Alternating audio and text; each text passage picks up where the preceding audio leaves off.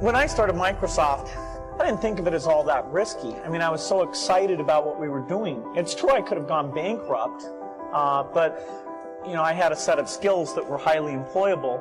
And in fact, my parents were still willing to let me go back to Harvard and finish my education if I wanted to. And so then I got this incredibly conservative approach that I wanted to have enough money in the bank to pay a year's worth of payroll, even if we didn't get any payments coming in.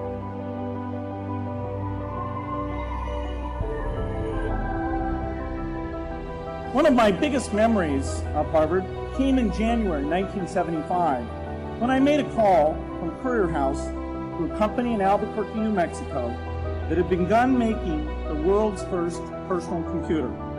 I offered to sell them software. I worried they would realize I was just a student in a dorm and hang up on me. Instead, they said, "We're not quite ready. Come see us in a month," which was a good thing because we hadn't written the software yet.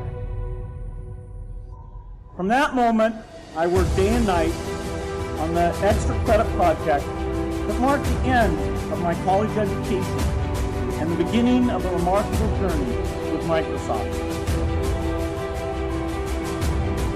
If you're going to start a company, it takes so much energy that it better overcome your feeling of risk.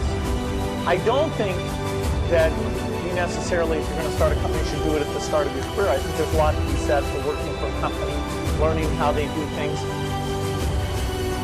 When people are first skeptical and they think, "Oh, this kid doesn't know anything," then when you show them you've really got a good product and you know something, they actually tend to go overboard and they think, "Whoa, they know a lot.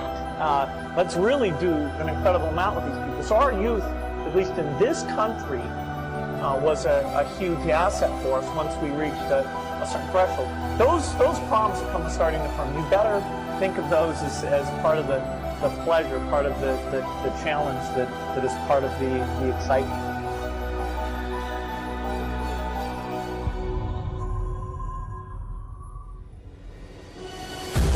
You can't just keep doing the same old thing you were doing before. You have to take your skills and attack a new frontier. In the business of technology, you have to think about what are you missing? What is the research or customer feedback that you should be paying more attention to? And how do you keep that pace of innovation very, very high? How do you make sure you're hiring the very best people? And that kind of focus has helped drive us forward through all the milestones the company has had.